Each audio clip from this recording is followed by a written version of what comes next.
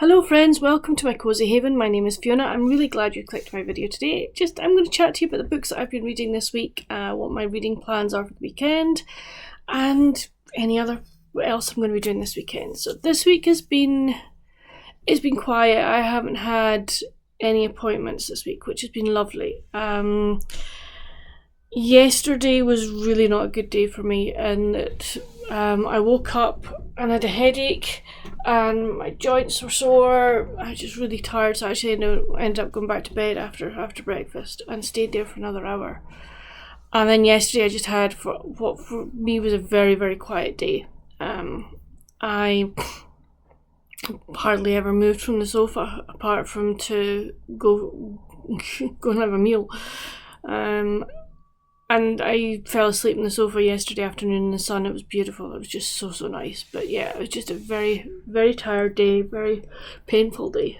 Today is better. Not no pain, but it's an awful lot better. So I have the house to myself at the moment, so I thought, right, I'll just quickly get this video done. So if there's any muck-ups or whatever that I don't normally do, then yeah, I'm sure you'll just take it and be fine with it.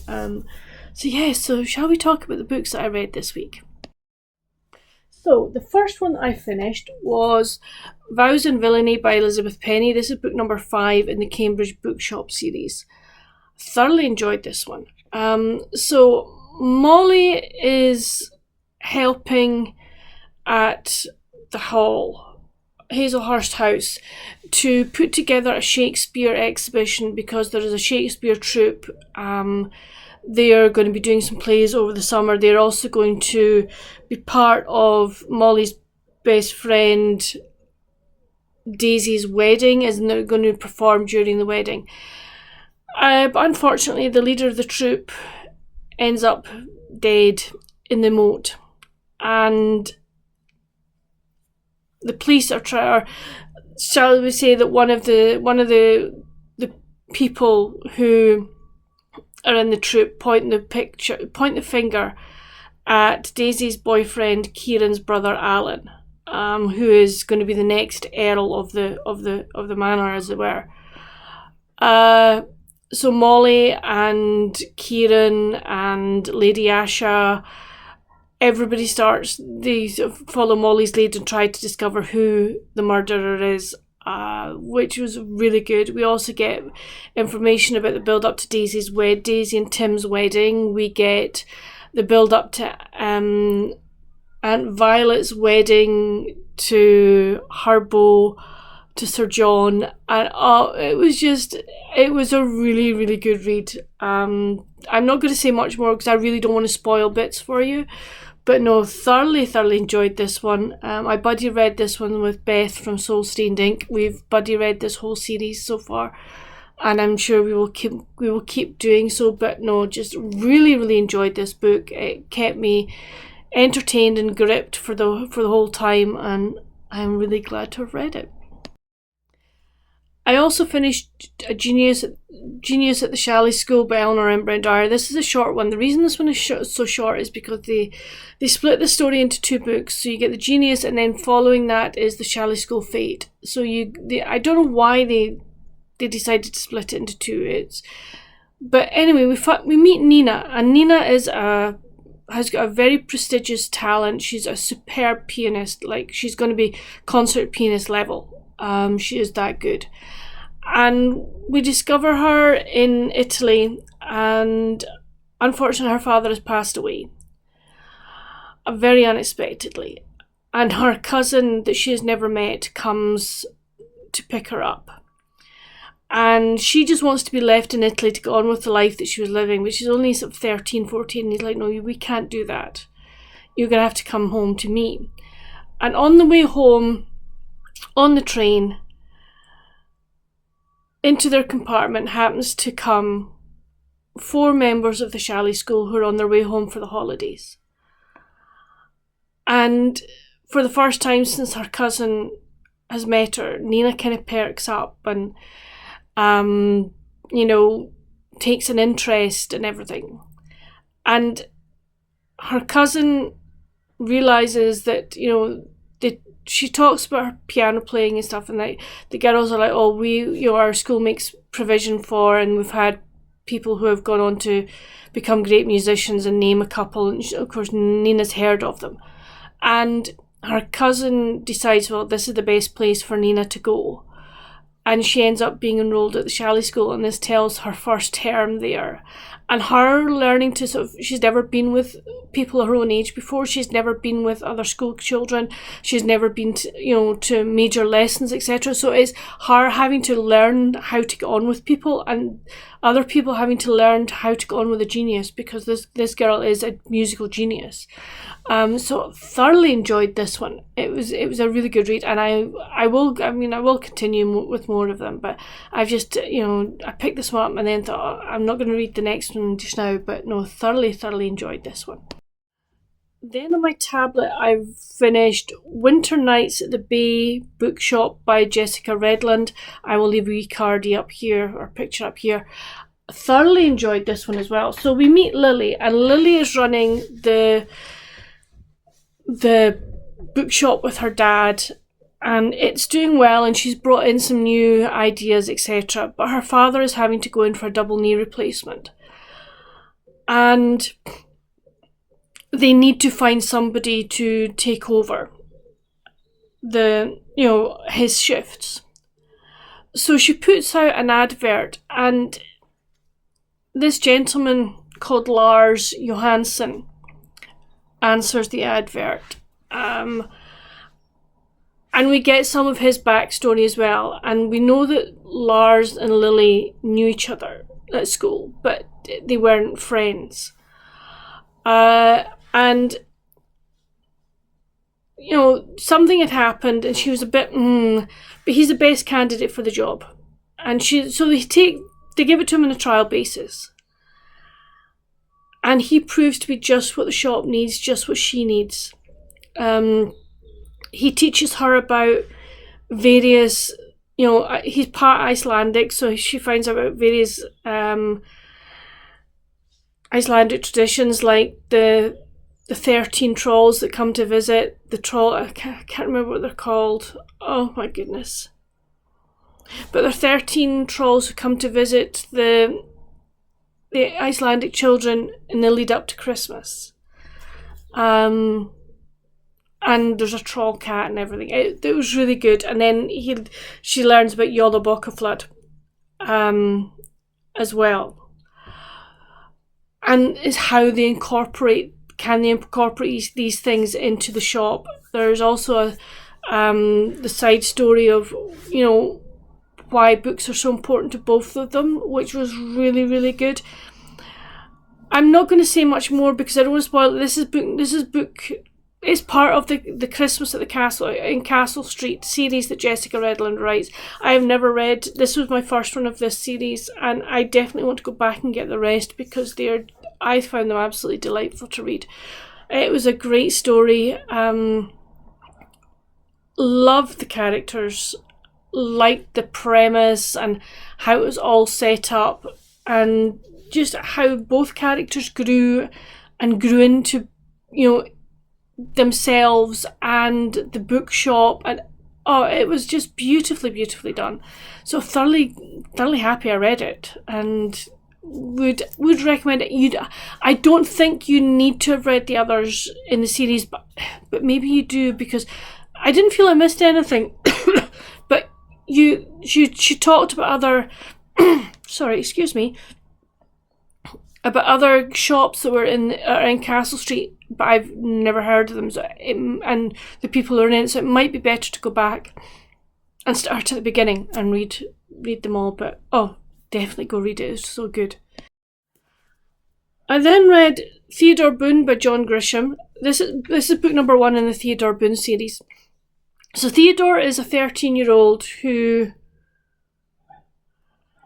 also is partly a lawyer as well. An unqualified lawyer, but will help people out with things like giving advice, maybe pointing them in the right direction of a lawyer. He can do wee bits, like he can go and defend things in pet court, which he does. But in this one, in Stratham, there's going to be this huge trial. This man is on trial for murdering his wife. He says he's not guilty, but most folk think he is guilty. Some information comes to light that Theodore, to Theodore via a source, and he has to decide what he's going to do with that information. Does he keep stum, or does he speak up? And it was a lot for a 13-year-old boy to have to handle. Thankfully, he did the right thing, and there's going to be certain things that are going to happen. I think in the next lot of the books, but I'm being very, very vague because I don't want to give a lot away, because there's not a lot I can say about this that if I did, it was going to spoil it. But I'm really glad to have read the first book again. I have read this one. I've got 5 books in the series. I need to get the other 2, and I will be reading more of Theodore Boone. But no, thoroughly enjoyed this one. It was good. And the final book I finished this week was Evil Bones by Kathy Rice. This is the latest Temp Brennan book. Yeah. It was it was quite a hard subject matter, in that somebody has been killing animals and then, doing horrible things to their, shall we say, they call it decorating their features. It just wasn't nice. But he hasn't always just done, he's now moved on to people. And so Temp is obviously called in.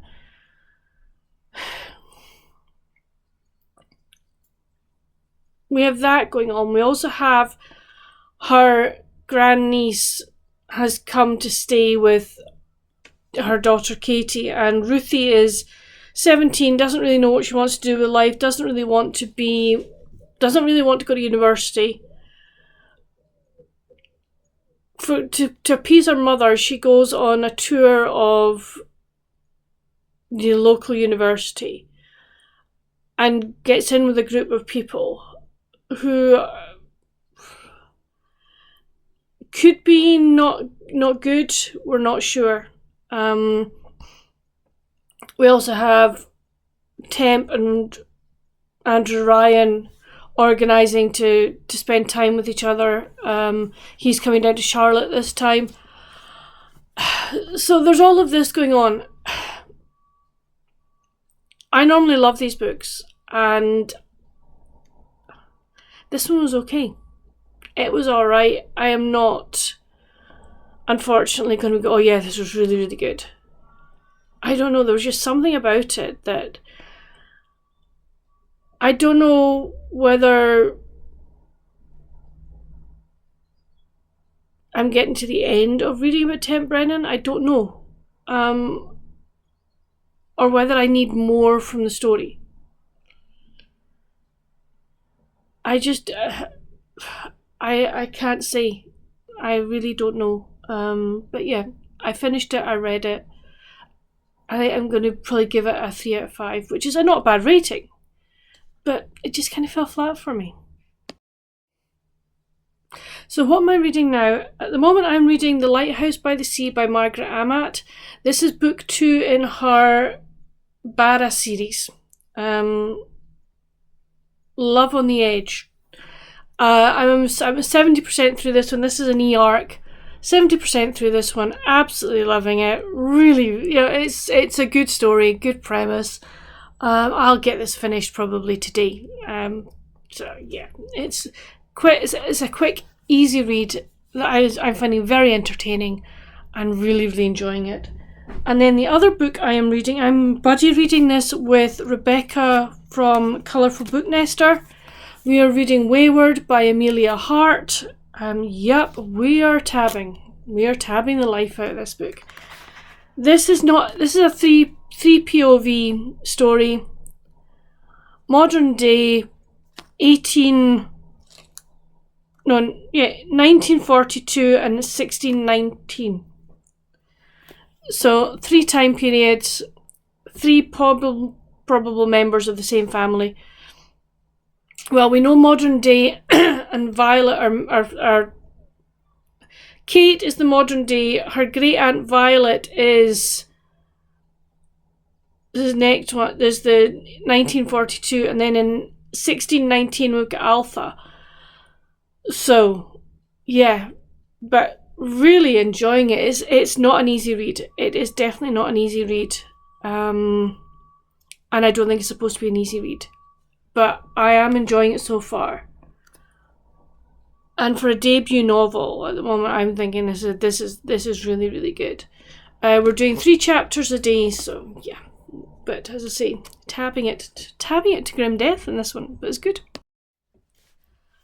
So that's all my reads for this week. As I say, 3 of them were books that I started this week and finished this week. No, 2 of them were books I started this week and finished this week. 3 I finished were books I managed to finish last weekend. So it's not as if I've been having I've had a really good reading week. I've only done 2, but that's fine. It's not a contest. I can read as much or as little as I want.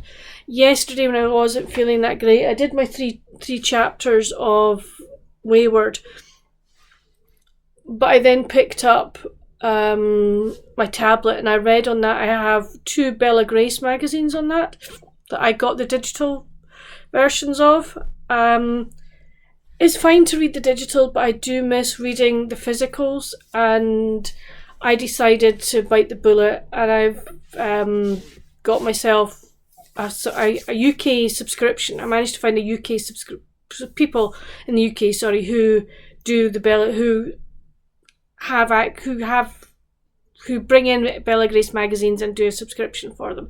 So I will be getting physical copies, so that's really, really good. It's a magazine I love. I'm going to do it for a year, see if I still really, really love it after a year, and if I don't, I can then let the subscription pass. But I just thought, no, I want to see how that goes. What are my plans for this weekend? Not a lot.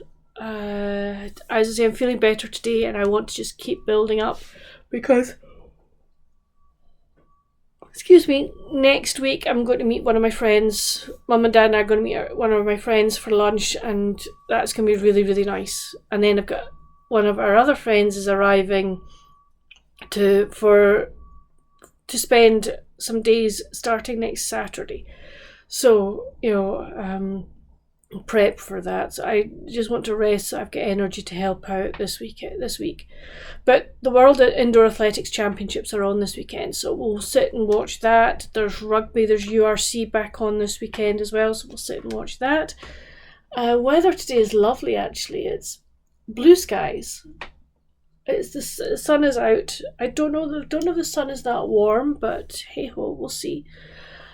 But I'm going to go and I'm going to get this edited and uploaded, and then I don't know what I'm going to do this afternoon. I've got to read my 3 chapters of Wayward. I need to do that. Not need to, I want to do that as well. Get that done. I'll maybe read.